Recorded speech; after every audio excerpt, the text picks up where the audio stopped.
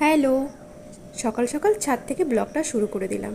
আর ছাদে থেকে আমাদের বাড়ির চারপাশটা কেমন লাগে দেখুন, সবুজে ঘেরা।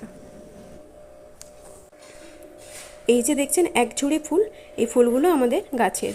বাবা এখানে ফুল তুলে বসে আছে আর মা পুজো দিচ্ছে। আমি চলে এলাম সকালে ব্রেকফাস্ট বানাতে।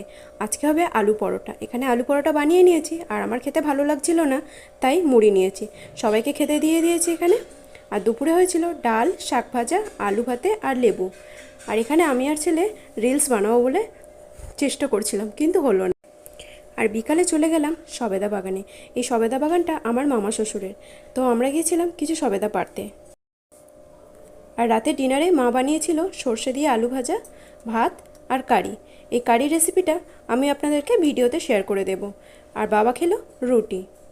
যদি আজকে ভিডিওটা ভালো লাগে তাহলে লাইক করবেন, সাবস্ক্রাইব করে পাশে থাকবেন।